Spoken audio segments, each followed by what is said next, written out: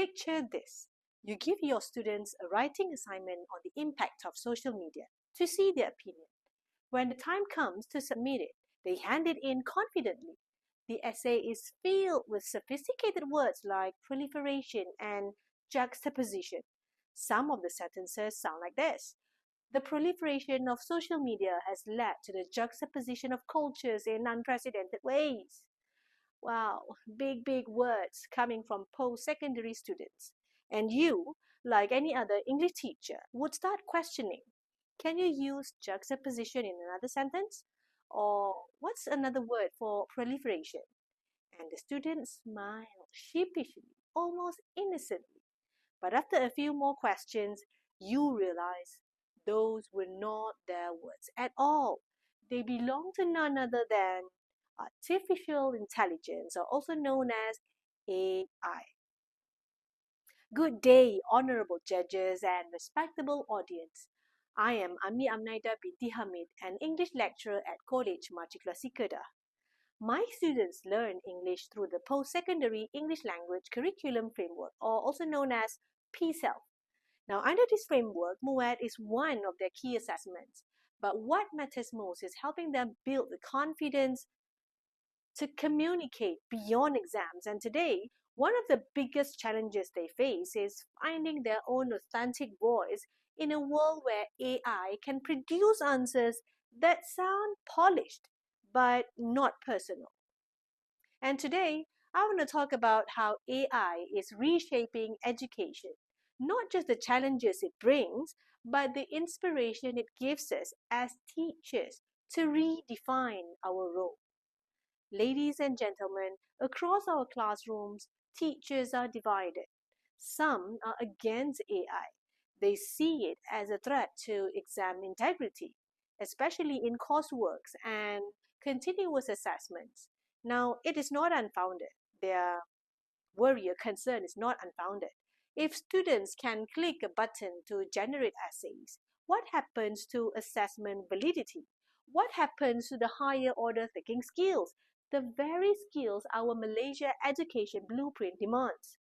Others, however, are abusing AI. Entire lesson plans copied from ChatGPT without adaptation, reflection reduced to automated templates.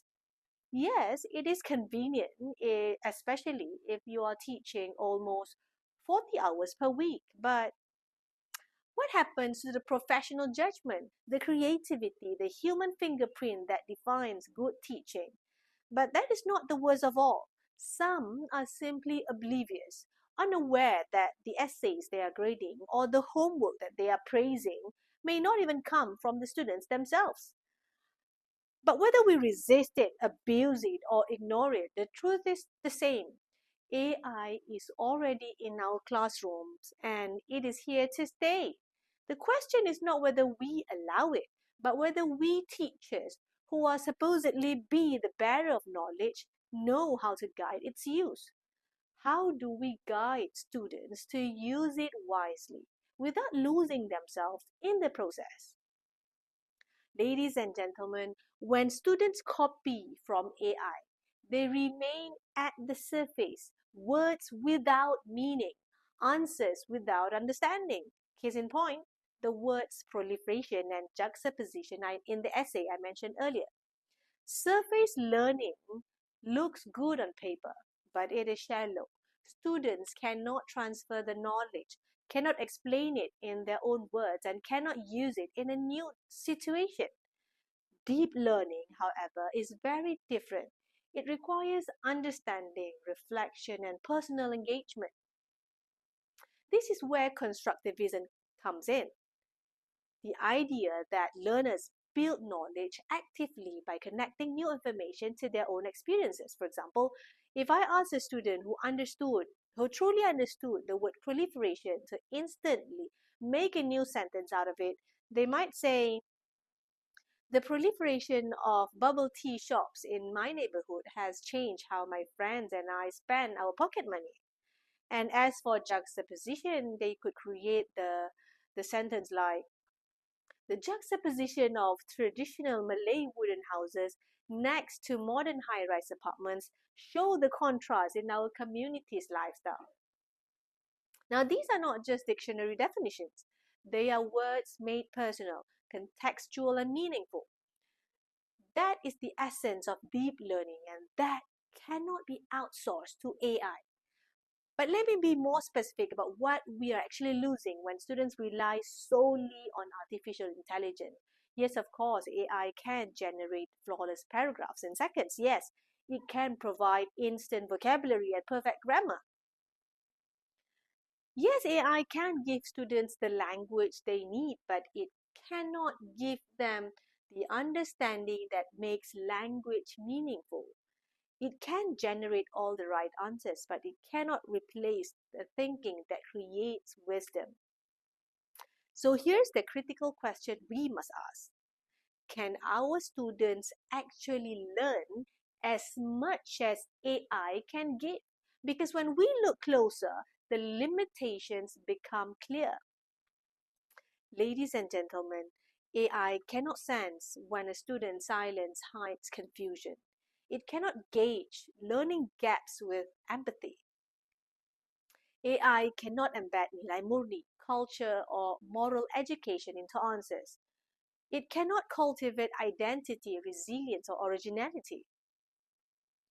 AI cannot measure growth.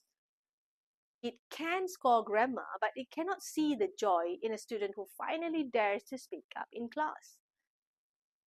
Students may submit phrases like the inexorable march of technological advancement, but if you ask them a simple question like, do you think smartphones hurt you or help you? And you can watch them stumble and grope for words. AI provide words, but words without personal voice are just sophisticated noise. So what does this mean for us? It means that our role as teachers is not diminished, it is amplified. We are not here to compete with machines. We are here to do what machines cannot, to mentor, to inspire, and to give students not only words, but the courage to make those words their own. AI may assist in learning, yes, but it is the teacher who turns borrowed language into authentic voice.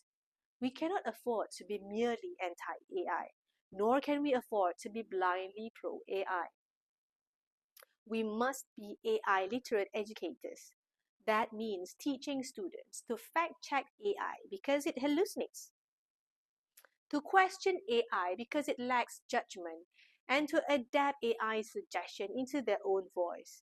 And this is where teachers matter more than ever. We are no longer just deliverers of content. We are coaches of thinking, protectors of authenticity, and amplifiers of voices. Now, if AI is the dictionary, we must be the conscious. And if AI is the mirror, we must help students see not just words, but identity. Ladies and gentlemen, let me return to that student, smiling sheepishly over the word proliferation. The danger wasn't that they used AI. The danger was that they never claimed those words as their own, never made them meaningful, never connected them to their lived experience. We must remind ourselves and our students of this fundamental truth. AI may provide words, but only teachers can help students find their voice. Only educators can nurture courage, empathy, identity, and authentic expression. So our challenge isn't will AI replace us? The question is, will we as educators rise to guide AI so it serves learning instead of silencing it? Because ultimately, AI may give our students sophisticated vocabulary, but it remains our sacred duty to give them back their voices. Till we meet again, thank you.